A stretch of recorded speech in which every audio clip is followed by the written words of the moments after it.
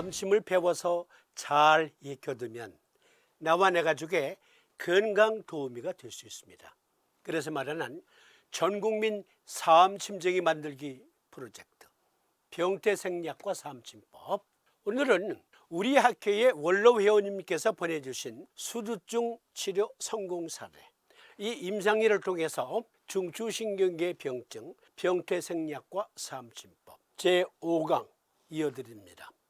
삼심의학의 101쪽 총론 목차에 보면 첫 번째 수태음수 폐금경, 그리고 마지막 12번째 수소형 상화 삼소 상화경, 모두 이 총론은 12개의 챕터로 구성되어 있거든요. 그런데 여섯 번째가 적태양한수 방광수경입니다. 그런데요, 우리가 지금 중추신경계 병증과 함께 적태양한수 방광수경의 병태생약도 같이 공부하고 있잖아요. 우리 몸을 지배하는 신경 시스템, 그 중에 으뜸은 지휘력을 발휘하는 신경 시스템은 중추신경계입니다. 그런데 이 중추신경계가 중앙제어센터 역할을 하고 있는데, 적태양한수 방광수경은 태양한수라는 경기로 중추신경계의 중앙제어센터의 보조 역할을 수행합니다. 아주 중요한 보좌 역할.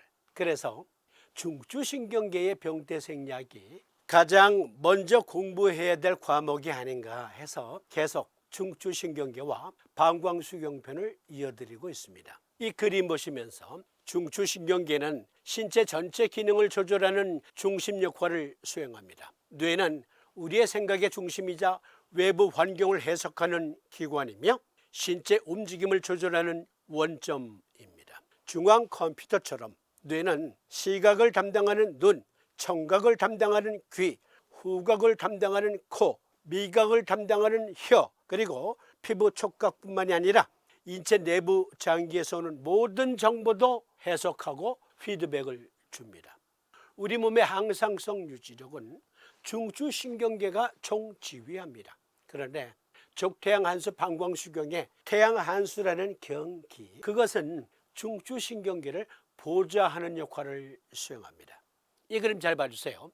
방광경은 태양한수라는 경기를 가지고 있어요. 그리고 방광경은 오행상 위치가 수에 해당해요. 그래서 우리가 줄여서 방광수경이라고도 하죠.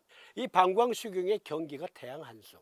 그런데 오늘날 모던한 표현으로 말하면 적태양한수 방광수경의 태양한수는 cerebrospinal fluid, 즉 뇌척수액을 말합니다. 그런데 적태양한수 방광수경은 이 태양한수라는 뇌척수액으로 중앙제어센터의 보좌 역할을 수행합니다.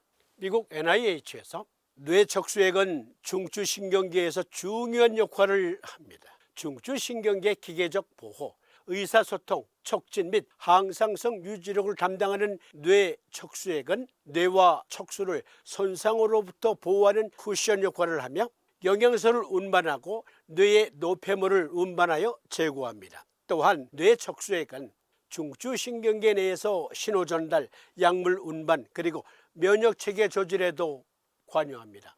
이것을 보다 구체적으로 살펴보면 뇌척수액의 기계적 보호작용, 뇌와 척수는 뇌척수액에 떠 있는데 이는 충격과 갑작스러운 움직임으로부터 뇌와 척수를 보호하는 데 도움이 됩니다.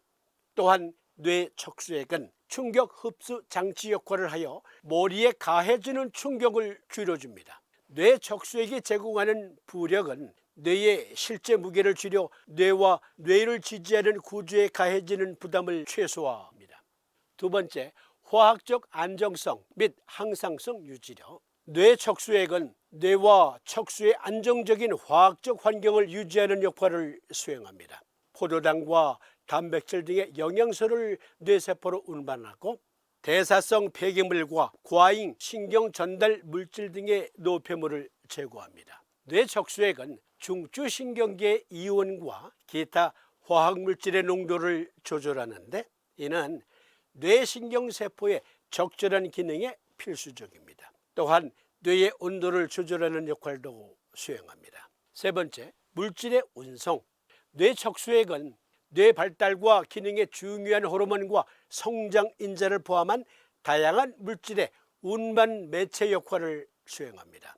또한 혈액, 뇌 장벽을 우회하여 중추신경계에 직접 약물을 전달하는 데 사용될 수도 있습니다. 네 번째, 면역체계 조절.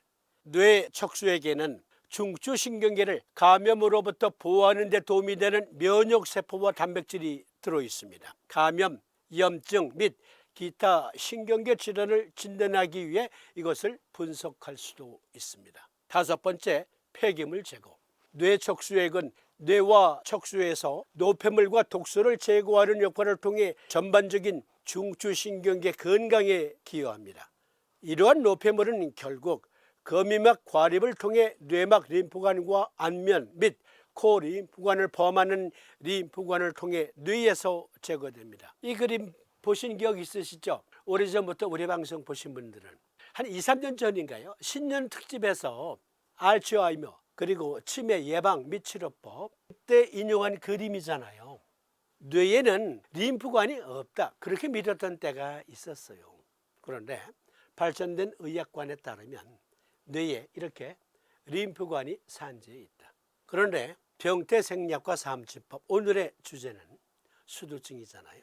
수두증의 원인을 살펴보십시다. 수두증은 뇌 척수액 생성량과 혈류와 림프로 흡수되는 양의 불균형으로 인해 발생합니다. 뇌에서 뇌 척수액이 계속 생성이 돼요. 그런데 림파틱 시스템이 그것을 또 배출시켜서 생성되는 만큼 림파틱 시스템이 걷어갑니다. 그러면 늘 안정적인 수위가 유지되겠죠. 그런데 이 수두증이라는 것은 뇌에서 뇌 척수액을 과잉 생성시키는데 배출되는 양은 적어. 서의적으로는 이때 두 가지 치료 방법을 통해서 관리합니다. 여러분, 아직까지 수두증 치료법은 없어요. 두 가지 시술법을 통해서 관리만 해나갈 뿐입니다. 하나는 뇌에 물이 꽉 차요. 그러면 카테터를 집어넣고 이 물을 관을 통해서 복강으로 우회 배출시킵니다. 넘치는 뇌 척수액을 복강으로 우회 배출하는 시술법.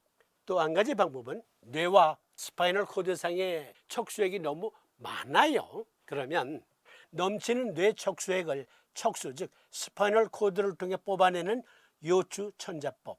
이 두 가지가 있습니다. 그런데 이 수두치료법을 보내주신 원로 회원님의 누님은 주기적으로 병원에 가서 요추 천자법을 통해서 물을 빼내는 거예요. 뇌의 압력이 꽉 차요. 그래서 여러 가지 다양한 증상들이 발생해요. 그 다양한 증상들은 오늘 여러분들과 함께 상세히 다루지 않습니다. 그것은 여러분들이 네이버 지식백과 등을 통해서 수두증의 증상 확인하시면 아주 자세히 나오거든요. 어쨌든 이 누님은 뇌에 물이 꽉 차고 그리고 스파이널 코드상에도 물이 꽉 차면 다양한 증상들이 발현되는데 그때마다 주기적으로 병원에 가서 요추 천자법을 통해서 물을 빼내는 그러한 시술법을 이제까지 받아왔다. 원로 회원이신 구독자님은 특히 그 누님이 너무너무 추워해요. 수두증 환자의 경우 저체온증, 비정상적으로 낮은 체온이 발생할 수 있습니다. 뇌에 뇌 척수액이 비정상적으로 축적되는 상태, 이는 체온을 조절하는 뇌의 일부인 시상하부에 가해지는 압력이나 수두증에 따른 합병증으로 인해 발생할 수 있습니다. 그러니까 원로 회원님은 이러한 사실에 주목했습니다.